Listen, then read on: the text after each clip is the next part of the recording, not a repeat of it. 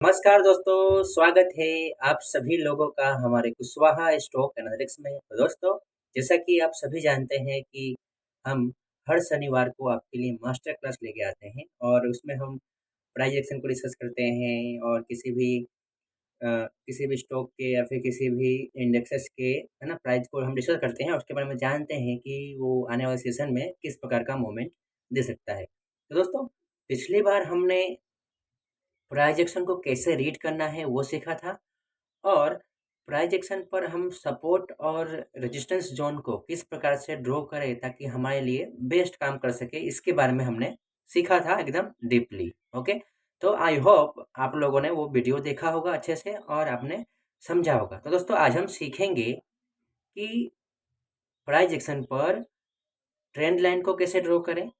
और जैसे कि आपने सुना होगा, एक और कॉन्सेप्ट है, एकदम इम्पोर्टेंट कॉन्सेप्ट है। जैसे कि आपने सुना होगा कि कई बार लोग कंपेयर करते हैं कि सर, डिमांड सप्लाई और सपोर्ट और रेजिस्टेंस, ठीक है, ध्यान से सुनिएगा। डिमांड सप्लाई और सपोर्ट रेजिस्टेंस क्या एक ही होता है कि अलग अलग होता है? डिमांड सप्लाई और सपोर्ट रेजिस्टेंस अलग होता है कि एक ही होता है? इसके बारे में, इस मिथ को हम आज सोल्व करेंगे, ठीक है। तो दोस्तों, वीडियो में आगे बढ़ने से पहले यदि आप हमारे चैनल पर पहली बार आए हैं, वीडियो को पहली बार देख रहे हैं, तो वीडियो पसंद है तो वीडियो को लाइक कीजिएगा, शेयर कीजिएगा, कमेंट जरूर कीजिएगा और अपने दोस्तों के साथ शेयर जरूर कीजिएगा जो भी सीखने के चाहते हैं स्टॉक मार्केट के विषय में। तो दोस्तों, चलिए शुरू करते हैं हमारा वीडियो। तो दोस्तों, आज हम सीखेंगे बीटीसी के चार्ट पर, यानी कि बिटकॉइन के चार्ट पर सीखेंगे कि प्राइस एक्शन में ट्रेंड लाइन को कैसे यूज करें, ठीक है, ट्रेंड लाइन को कैसे यूज करें और उसमें क्या सपोर्ट और रेजिस्टेंस जोन अलग होता है और डिमांड और सप्लाई जोन अलग होता है, इन दोनों में डिफरेंस क्या है उसके बारे में आज हम डिस्कस करेंगे। तो सबसे पहले हम सीखेंगे कि ट्रेंड लाइन को कैसे यूज करें। ओके, तो दोस्तों, हम सभी जानते हैं ट्रेंड लाइन यानी कि ये जो वस्तु है क्या बताती है? ट्रेंड बताती है। तो हमें इस बात का ध्यान रखना है कि ट्रेंड लाइन जो है, जैसे कि हम साइडवेज मार्केट में ट्रेंड लाइन को ड्रॉ कर रहे हैं। आइए, ट्रेंड लाइन का काम क्या है कि एक ट्रेंड को बताना। क्या बताना? एक ट्रेंड को बताना। जैसे कि मान लीजिए कि मैं ट्रेंड लाइन यहाँ पे मैं ड्रॉ करता हूँ, यहाँ पर, तो यहाँ पे ड्रॉ करके मैं क्या करूँगा वो बताइए। हाँ, अगर मैं इस लाइन को, है ना, सपोर्ट के रूप में एक्सेप्ट करता हूँ तो हम मेरे लिए यूजफुल है। लेकिन ट्रेंड लाइन का यूज, इसका प्रॉपर यूज मैं तभी करूँगा जब मैं इसे एक ट्रेंड को इंडिकेट करने के लिए यूज करूँ। जैसे कि मैं ये रहा, मैं ट्रेंड लाइन यहाँ से सेलेक्ट किया मैंने, और मैंने जो भी योग्य लगे यहाँ से मैंने ड्रॉ कर दिया ट्रेंड लाइन को। ऐसे ऐसे मैंने ड्रॉ कर दिया, ऐसे मैंने ड्रॉ कर दिया, ये देखिए। ओके, तो ये ट्रेंड लाइन हमें एक सपोर्ट और रेजिस्टेंस के रूप में भी एक्सेप्ट करते हैं। यहाँ पे देखिए, इसके पहले सेशन में हमने सीखा था, क्या सीखा था कि सपोर्ट और रेजिस्टेंस जोन को कैसे कैसे हम ड्रॉ करें ताकि हमारे लिए बेस्ट काम कर सके। तो यहाँ पे देखिए, मैं आपको एक सपोर्ट और रेजिस्टेंस जोन को ड्रॉ करके दिखाता हूँ। तो इस जोन पर यदि आप ध्यान से देखें तो प्राइस जो है इस रेंज में साइडवेज घूम रही है। क्या घूम रही है? साइडवेज घूम रही है।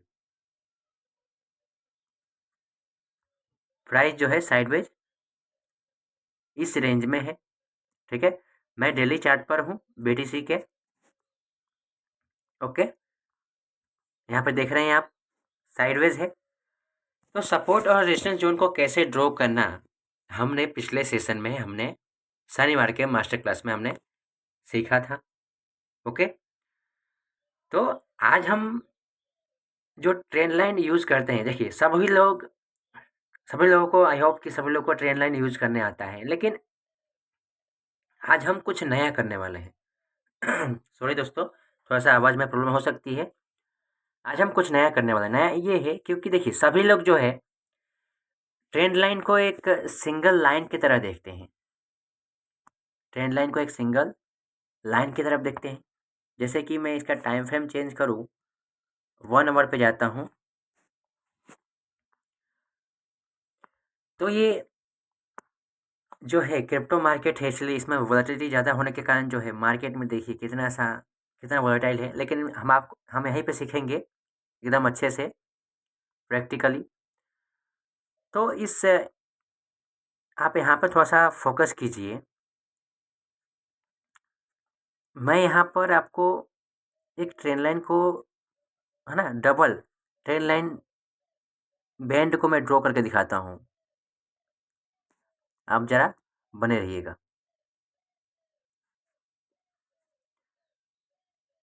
अब आप मुझसे ये पूछोगे कि सर ये करने से क्या फ़ायदा? ये करने से क्या फ़ायदा? तो मेरा जवाब यही होगा दोस्तों, कि जब भी हम मार्केट में काम करते हैं, ठीक है? किसी भी मार्केट में हम ट्रेड करते हों, इन्वेस्टिंग करते हों, स्विंग ट्रेडिंग करते हों, इंट्राडे करते हों, जो भी करते हो, यदि हमें ट्रेंड लाइन को अच्छी तरह से यूज़ करना है ना, एक सपोर्ट और रेजिस्टेंस ज़ोन के रूप में यूज़ करना है, तो हमें ट्रेंड लाइन को एक बैंड के रूप में यूज़ करना होगा, डबल ट्रेंड लाइन को यूज़ करना होगा। ताकि डबल ट्रेंड लाइन इसीलिए, क्योंकि देखिए, अगर मान लीजिए कि मैंने एक ट्रेंड लाइन यूज़ किया होता यहाँ पर, समझिए बात को, मैंने यहाँ पर एक ट्रेंड लाइन यूज़ किया होता, तो यहाँ पे देखिए, प्राइस यहाँ पर ट्रेंड लाइन को ब्रीच कर रही है। हमें तो यहाँ पे ही डर लगेगा कि नहीं, अब प्राइस तो ऊपर जा रही है। ओके, हम यहाँ पे एग्जिट मार जाएंगे, लेकिन प्राइस देखिए यहाँ से फूर यहाँ पे। हाँ, यदि आप आरएसआई को, अन्य इंडिकेटर को यूज़ करते हैं, तो थोड़ा बहुत कंफर्मेशन मिल सकता है। लेकिन यदि हम इसे बैंड के रूप में यूज करें, अप ट्रेंडिंग मार्केट में इसी प्रकार यूज करना है। ओके, तो डबल ट्रेंड लाइन यूज करने का फ़ायदा क्या है? प्राइस को क्या मिलता है? एक रूम मिलता है, समझिए। तो हमें एक कन्फर्मेशन रहता है कि नहीं, प्राइस अभी एक ट्रेंड लाइन के अंदर है, अगर दूसरे ट्रेंड लाइन को तोड़ती है, ऊपर जाके तरफ जाती है, तो हम अपना एग्जिट कर लेंगे। ओके, तो ये होता है, हमें शेक आउट होने से बचते हैं और कुछ नहीं। तो ये है यूनिक वे ट्रेंड लाइन के यूज करने का। ट्रेंड लाइन को यूज करने का यूनिक वे है। आइए और मैं आपको ड्रॉ करके दिखाता हूँ।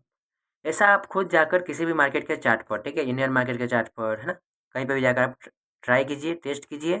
कोई समस्या आ रही है तो बिंदास हमें कमेंट कीजिए, हम उस समस्या का समाधान करने का प्रयत्न अवश्य करेंगे, ठीक है। लेकिन आप लोग कमेंट नहीं करते और कुछ नहीं। मुझे ऐसा लगता है कि सर आप बोलते हो, हम सुन लेते हैं, समझ में आता है, मज़ा आता है, कुछ नहीं। देखिए, मज़ा से कुछ मतलब नहीं है।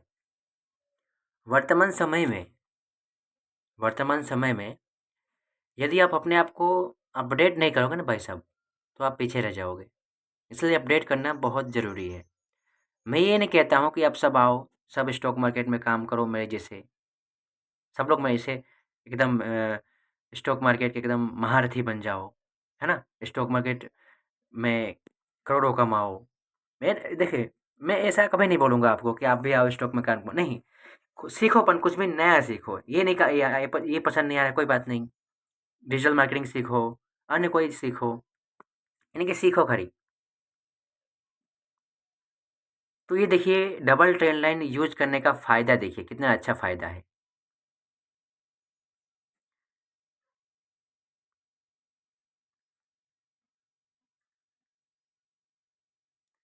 यानी कि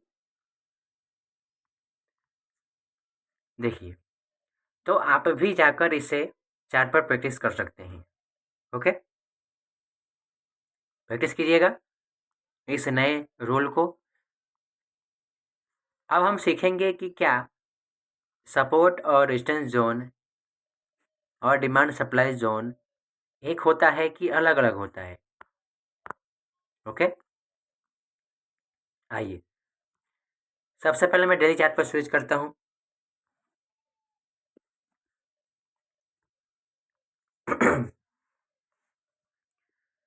तो यहाँ पर मैंने जो जोन बनाया है, यहाँ पर ध्यान से देखिए आप।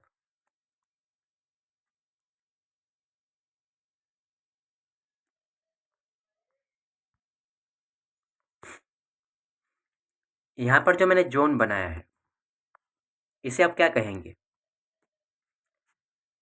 इसे आप क्या कहेंगे? ये बताइए। क्या कहेंगे? सपोर्ट कहेंगे? रेजिस्टेंस कहेंगे? ओके, इसे क्या कहेंगे? सपोर्ट कहेंगे, उसे रेजिस्टेंस कहेंगे। अब समस्या ये है कि इसे सपोर्ट रेजिस्टेंस क्यों कहेंगे? ठीक है, इसे सपोर्ट इसलिए कहेंगे क्योंकि प्राइस जो है यहाँ से ऊपर की तरफ, है ना, फेंकी जा रही है, यहाँ से ऊपर की तरफ जा रही है, यहाँ से ऊपर की तरफ जा रही है, इसलिए सपोर्ट के रूप में काम कर रहा है। और ये रेजिस्टेंस क्यों कहेंगे? क्योंकि प्राइस यहाँ पे आ रही है, फिर यहाँ से नीचे की तरफ जा रही है, फिर यहाँ पे कंसोलिडेशन। समझे? यानी कि ये प्राइस को एक नीचे की तरफ धक्का देने का काम कर रहा है ना, रेजिस्टेंस का काम कर रहा है। तो अचानक ये सप्लाई जोन था ये, ओके, रेजिस्टेंस का काम कर रहा था, सप्लाई जोन था, यहाँ से सप्लाई आ रही थी, तो अचानक से ये कैसे हो गया? आपने ये सोचा कभी? चलिए सोचते हैं इसके बारे में।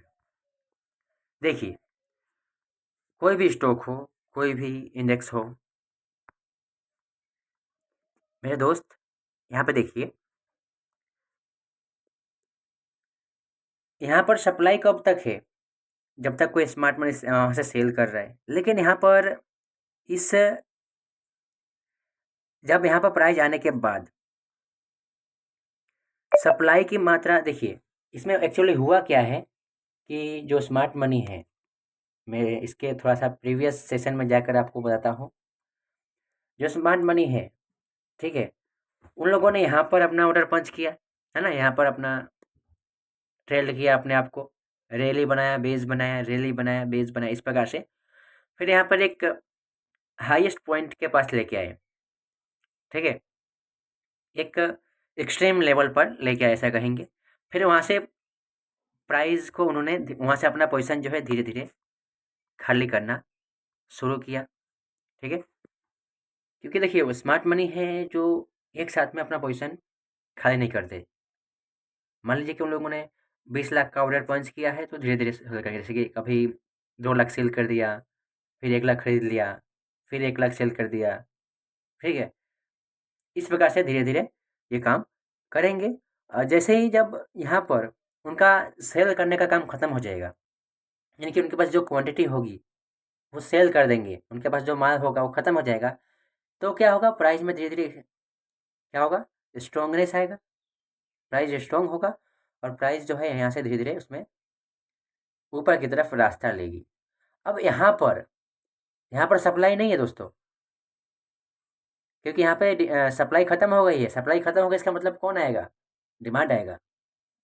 तो ये कंसेप्ट होता है, ठीक है। अगर मान लीजिए यहाँ पे डिमांड होता ही नहीं,